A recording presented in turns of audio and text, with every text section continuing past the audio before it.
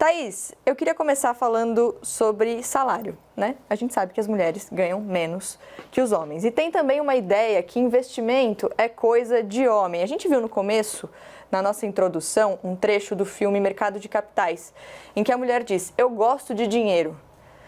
É um tabu falar de dinheiro, né? Quando a gente, no nosso caso, né?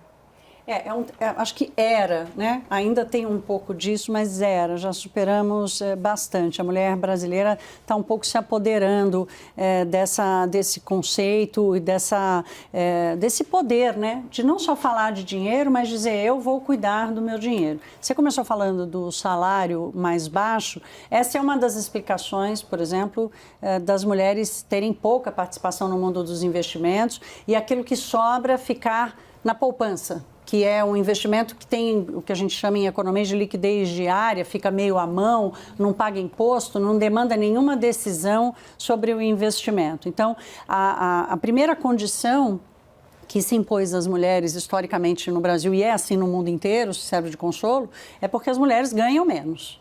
A segunda condição que se impõe, aí também é cultural, que é essa coisa de que mulher não entende de dinheiro. Nos últimos 5, 6 anos, especialmente, com a mudança da taxa de juros, por exemplo, ou mudanças econômicas aqui, que depois a gente pode falar, as mulheres começaram a aparecer. O que cobre a economia há 20 anos, eu não tinha fonte de mulher, não tinha economista mulher.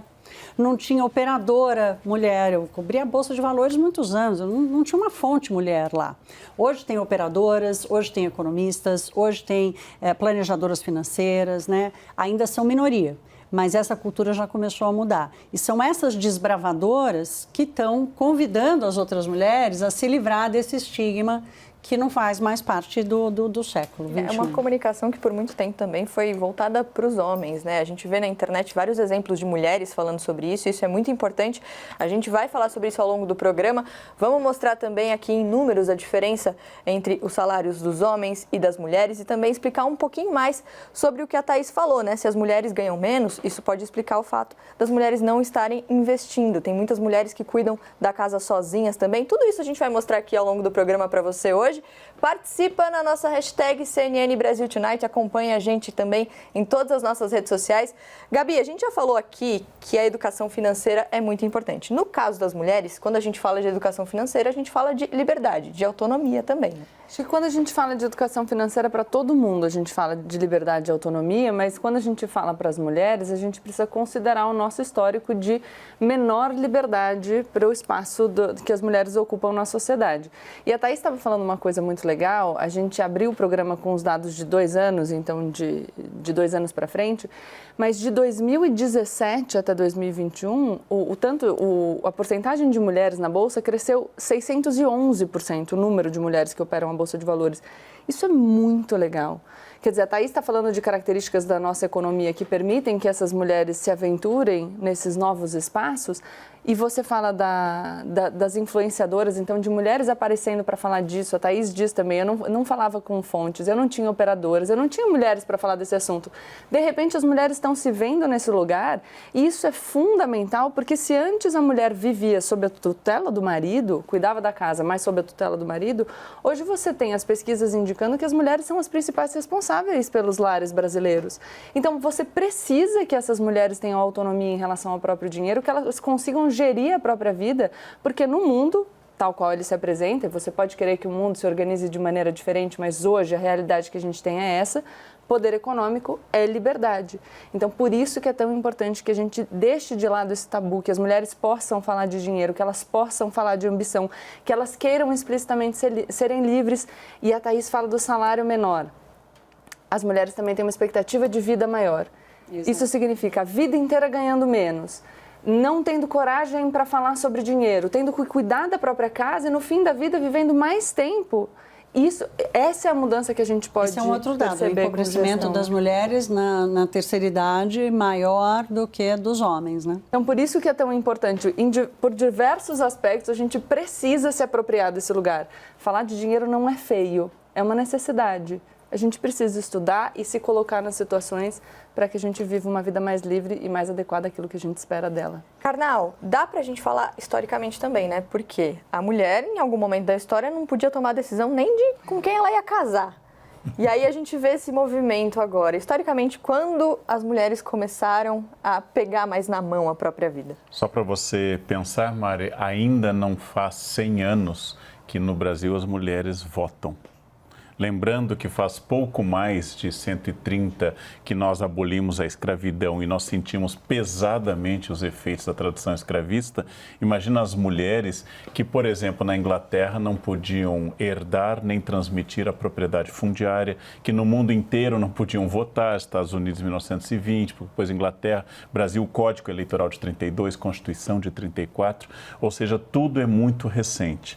Segundo dado, a gente sempre fica pensando, eu ia dizer nas boas-vindas a Thaís, que é prata da casa, mas prata é inferior a ouro, então eu ia dizer, não, ela é ouro da casa, ou eu não sei se eu digo nióbio, o nióbio virou algo ideológico, ela é nióbio da casa. Mais para ouro com diamante. Ouro com diamante, tem metais mais preciosos, mas nós temos dois tabus distintos. Um é o tabu de tradição católica, que dinheiro é pecado, dinheiro é erro, os juros levam ao inferno, todo o estudo do Weber sobre isso também há mais de 100 anos, agora 101, e além disso, nós temos uma tradição de gênero, uma histórica e uma de gênero. Quem pensa a cultura e quem pensou a cultura eram geralmente aristocratas. E não cabe aos aristocratas pensarem em dinheiro, eles são herdeiros, eles não pensam em dinheiro. Agora, duas coisas muito interessantes. Primeiro, mulher não pode gerir dinheiro na tradição cultural machista, mas as mulheres gerem dinheiro diariamente em casa. As compras femininas são mais racionais estatisticamente. Mulheres compram mais óleo, compram mais arroz, feijão. Homens compram mais guloseimas, compram mais bebida. Isso é estatístico, isso não é opinião.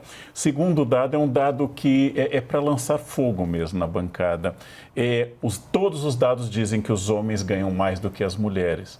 Mas eu venho de tradições, por exemplo, emprego universitário. O salário é dado por titulação. Não tem o gênero. Se você é doutor, é X. Se você é mestre, é Y. E pronto. E como isso acontece? Porque se eu contrato, por exemplo, abro uma vaga no meu escritório, eu coloco o salário e a descrição do perfil. Entre homem, mulher ou qualquer alternativa, é aquele salário. Quer dizer, como ocorre isso? A outra pergunta, vocês ganham menos do que eu na CNN? A gente precisaria conversar nos bastidores, mas eu tenho resposta para as suas perguntas. Por favor. Eu acho, a gente tem pesquisas mostrando que as mesmas atividades entregues para grupos diferentes de alunos, essas mesmas atividades para um grupo vai com o nome de uma mulher, para outro grupo vai com o nome de um homem. E os grupos julgam de maneira diferente a partir de se o nome de quem fez a atividade é de um homem ou de uma mulher. As mulheres são menos recompensadas por aquilo que elas fazem durante a vida. E isso faz com que a ambição delas diminua. Você tende a se dedicar menos porque você se dedica porque você quer se aprimorar, mas também buscando reconhecimento. Quando você não tem reconhecimento, você perde a motivação. Outra coisa que a gente pode pensar é o fato de as mulheres não terem, num passado recente, tido exemplos para poder almejar esses cargos. Então, será que uma mulher vai buscar a titulação se ela não encontra outras mulheres nesses lugares? Então, a gente pode pensar, se determinados cargos que dependem de uma titulação encontram mais candidatos homens do que mulheres, isso pode refletir uma sociedade que tem dito para as mulheres de maneira recorrente que esse não é o lugar delas.